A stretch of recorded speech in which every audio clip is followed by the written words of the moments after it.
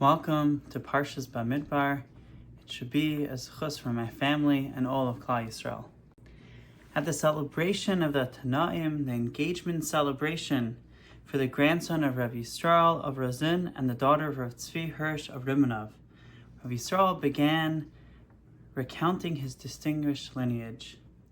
Everyone present eagerly listened, for it was famously known throughout Eastern Europe that the Roziner Rebbe traced his ancestry back to David HaMelech.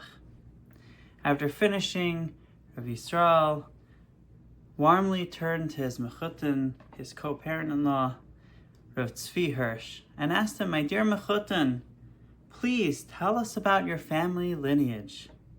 So Rav Tzvi Hirsh surprised the gathered guests with his sincere and humble reply.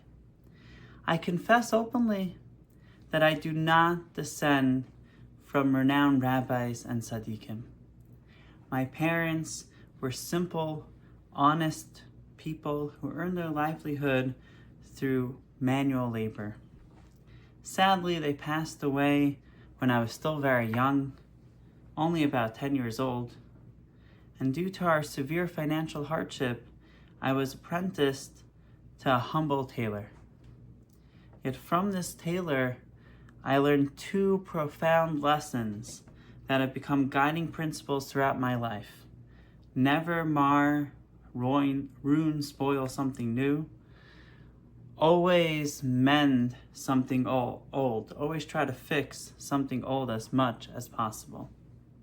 With these simple yet profound words, Rav Tzvi Hirsh illuminated a path of wisdom, reminding all present that true greatness emerges not necessarily from prestigious ancestry, but from humility, respect, and responsibility towards all aspects of life. The Torah was given accompanied by three elements: fire, water, and desert. Why these three? Just as fire, water, and desert, the Medrash says, are freely accessible, so too the Torah is freely available. Anyone who thirsts for the wisdom of Torah is welcome to come and partake of it.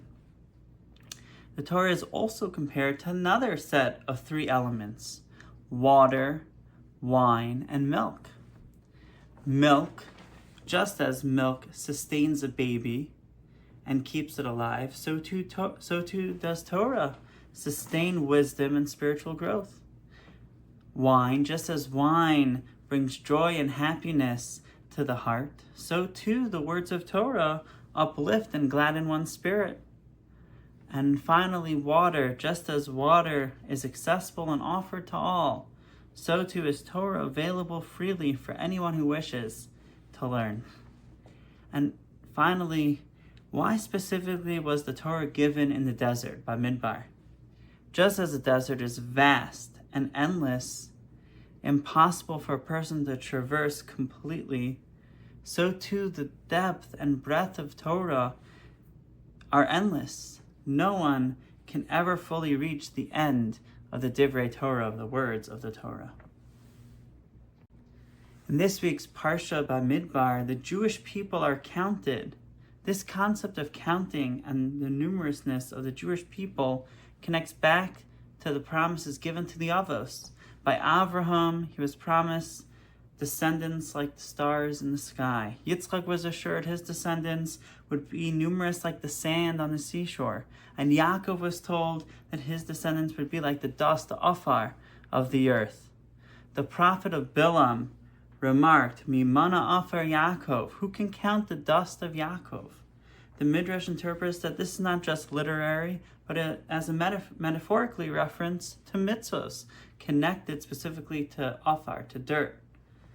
Indeed, many mitzvos, especially in Seder Zra'im, relate to the earth, agriculture, and land use. Beyond agricultural mitzvos, here are a few examples of halachos involving dirt. Netilas Yadayim, hand washing. So if one does not have access to water for washing in the morning, halacha allows cleaning one's hands using dirt. The appropriate blessing in that case would be on the Netilas Yadayim. This is sufficient to allow davening.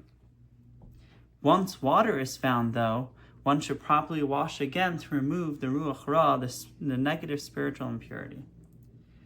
Shabbos. Planting is prohibited on Shabbos.